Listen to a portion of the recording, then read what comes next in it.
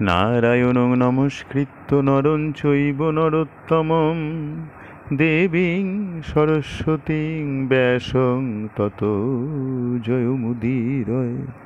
মহাভারত আদি পর্ব। দেবযানীর বিবাহ। হেনমতে নানা রঙ্গে বঞ্চে দেবযানী, দাসীভাবে সেবে তারে দৈত্যের নন্দিনী। কতদিনে দেবযানী শর্মিষ্ঠা লইয়া, সহস্রেক দাসীগণ সংহতি করিয়া, চৈত্ররথ নামে বন অতি মনোহর, নানা রঙ্গে ক্রীড়া করে তাহার ভিতর। কেহ নাচে, কেহ গায়, কেহ দেয় তালি, নানা বাদ্যরম্ভে কেহ দেয় হুলাহুলি। কিশলয় শয্যায় শয়ানা দেবযানী, পদসেবা করে তারে দৈত্যের নন্দিনী। হেনকালে সেই বনে দৈবের লিখন, যযাতি নৃপতি এলো মৃগয়া কারণ। শর্মিষ্ঠা চলে এসেছে দেবযানীর সাথে। একদিন সকলে মিলে চৈত্ররথ নামক বনে তারা সবাই আনন্দ ক্রিয়া করছে। ঠিক সেই রকম সময় সেখানে সেই নহুষপুত্র যযাতি উপস্থিত হয়েছে। কন্যাকে দেখিয়া জিজ্ঞাসিল নৃপমণি, কি নাম ধরহ তুমি, কাহার নন্দিনী? এত শুনি দেবযানী করিল উত্তর, দৈত্যগুরু শুক্র নাম খ্যাত চরাচর। তাহার তনয় আমি নাম দেবযানী, শর্মিষ্ঠা আমার সখী দৈত্যেশ নন্দিনী।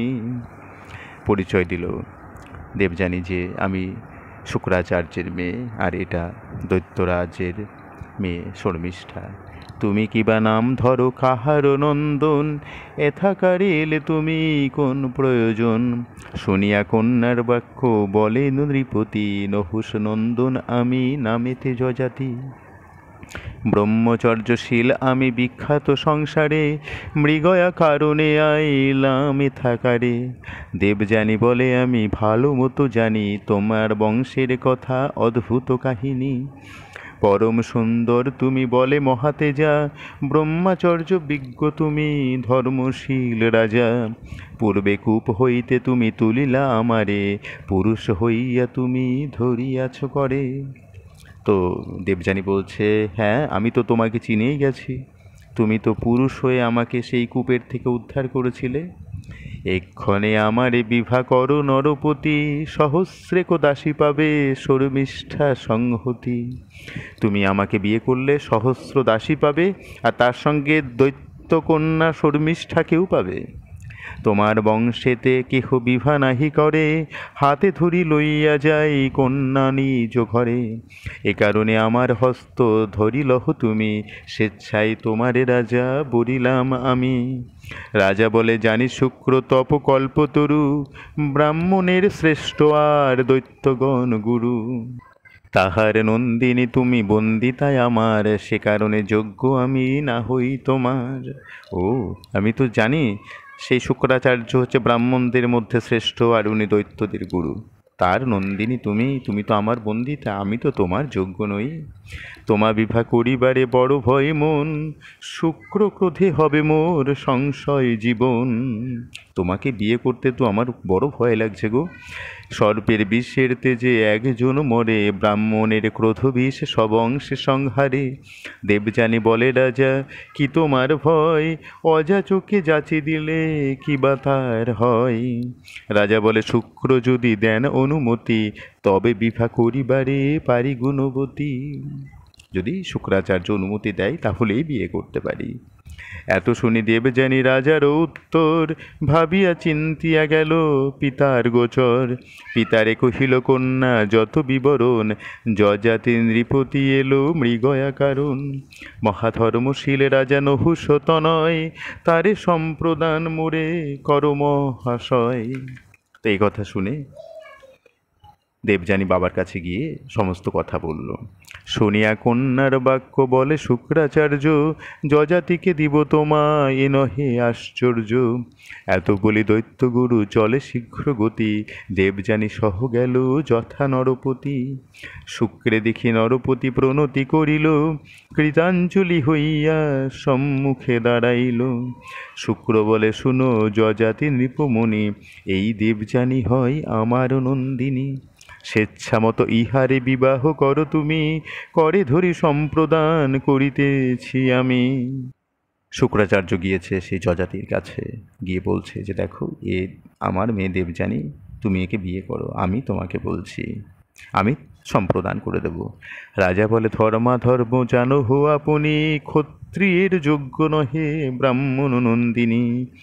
রাজা বলছে দেখুন আমরা তো ক্ষত্রিয়, আমরা তো ব্রাহ্মণ নন্দিনীকে বিয়ে করবার যোগ্যতা অর্জন করিনি। শুক্র বলে আছে দোষ, বলে বেদবাণী, ব্রহ্মন্তনয়া তিন বর্ণের জননী। শুক্রকণ বিভা করো আজ্ঞায় আমার, মম তপ বলে দোষ খণ্ডিবে তোমায়। আমার তপবলে তোমার দোষ খণ্ডন হবে, তুমি বিবাহ করতে পারো। এই বাক্য আমার শুনহো নৃপমণি, শর্মিষ্ঠা দেখো এই দৈত্যের নন্দিনী। মম কন্যা দেবযানী সেবিকা এ হয়, কদাচনা করু কভু অবৈধ প্রণয়। এ হলো শর্মিষ্ঠা, আমার কন্যা দেবযানীর সেবিকা, আর দৈত্যরাজের মেয়ে। কখনো কিন্তু তুমি অবৈধ প্রণয় করো না। এত বলি সম্প্রদান কইল দেবযানী, শুক্রে প্রণমিয়া দেশে গেল নৃপমুনি। শর্মিষ্ঠার সহ 2 সহস্র যুবতী, অশোক বনেতে রাজা দিলেন বসতি। যথাযোগ্য ভক্ষ ভোজ্য বসন ভূষণ, প্রত্যক্ষে সবারে রাজা কইল নিয়োজন।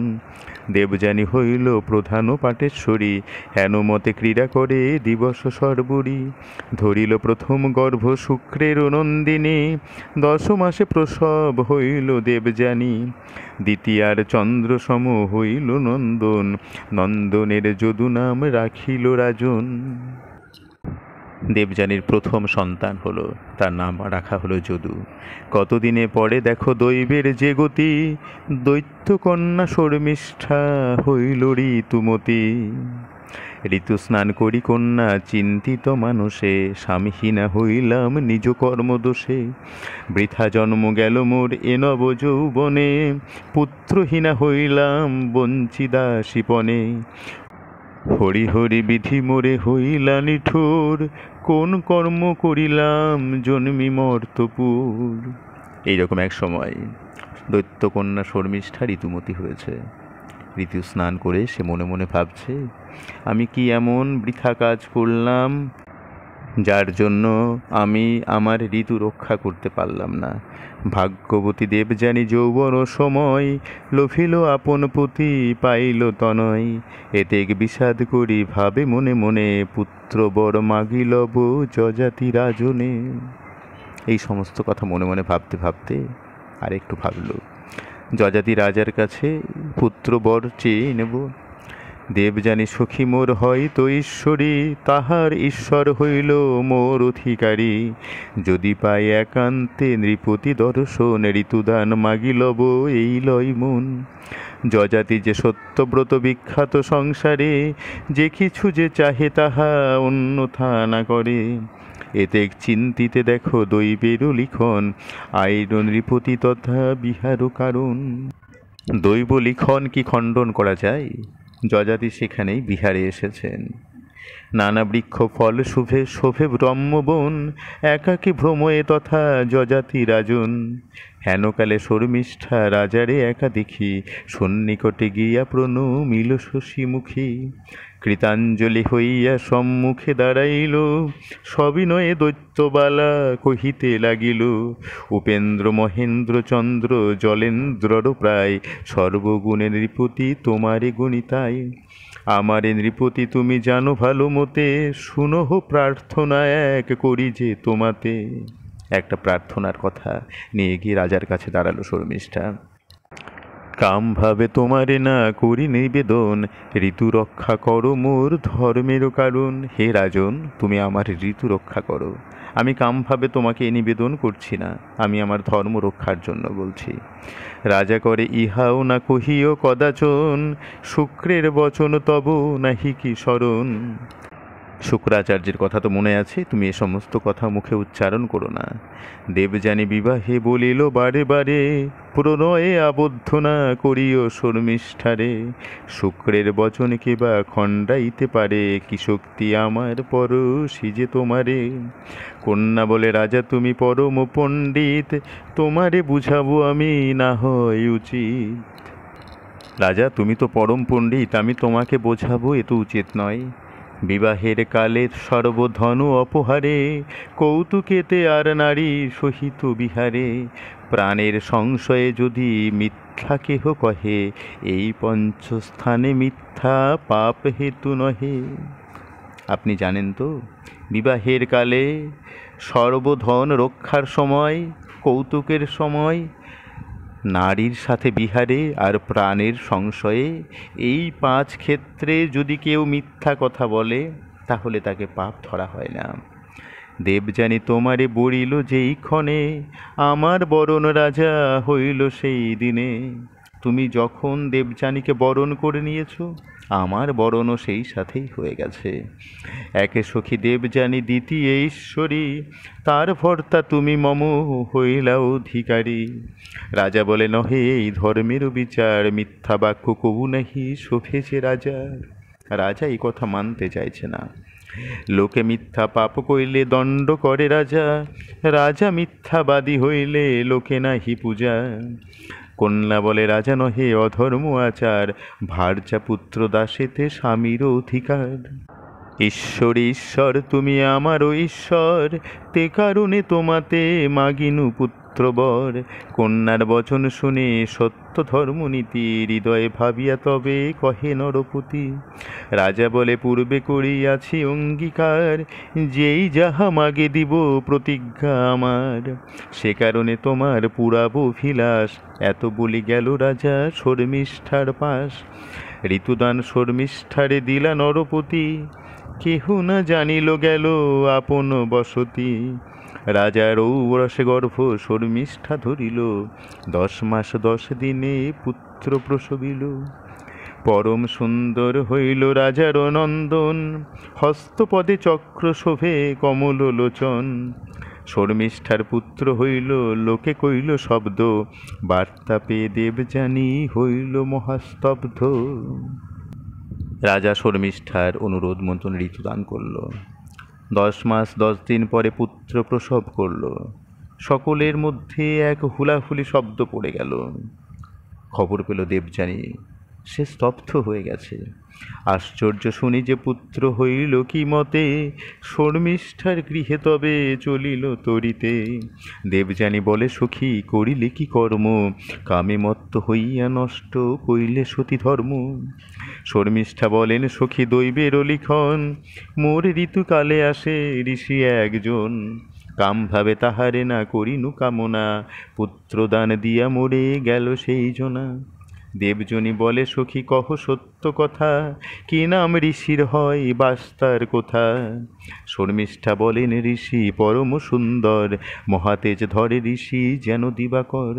তারে জিজ্ঞাসিতে শক্তি হইবে কাহার, সে কারণে নাম গোত্র না জানি তাহার। শর্মিষ্ঠার কাছে গিয়ে জিজ্ঞাসা করছে সমস্ত কথা। শর্মিষ্ঠা বলে দিল, এক মুনি এসেছিল পরম সুন্দর, আমি তার নাম গোত্র জিজ্ঞাসা করতে পারিনি, এত তেজ দীপ্তি ভরা ছিল সে, সেই আমার ঋতুদান করে গেছে। দেবযানী বলে সখী তুমি পুণ্যবতী, ঋতুবরে হইল পুত্র চন্দ্র সমদূতি। এত বলি দেবযানী গেল অন্তঃপুরে, হেনমতে তার কত দিবস অন্তরে। দেবযানী প্রসবিল দ্বিতীয় কুমার, তুর্বুস বলিয়া নাম রাখিল তাহার। দেবযানী প্রসবিল এই 2 নন্দন, যদু আর তুর্বুস বিখ্যাত ত্রিভুবন। শর্মিষ্ঠার গর্ভে জন্মে রাজার ঔরসে, 3 পুত্র হইল নাম শুনো সবিশেষে। জ্যেষ্ঠ দ্রুজ অনু আর দ্বিতীয় কুমার, কনিষ্ঠ হইল পুরু সর্বগুণাধার। রাজার কুমার সব বাড়ে দিনে দিনে, ঋষি হইতে পুত্র হয় দেবযানী জানে। এইরকমভাবে চলতে চলতে দেবযানীর 2 পুত্র হলো, আর শর্মিষ্ঠার গর্ভে 3 পুত্র জন্ম নিল। আসছে পরবর্তী পর্যায়ে যজাতির প্রতি শুক্রের অভিশাপ দান, মহাভারতের কথায় অমৃত সমান, কাশিরাম দাস কহে শোনে পুণ্যবান। নমস্কার।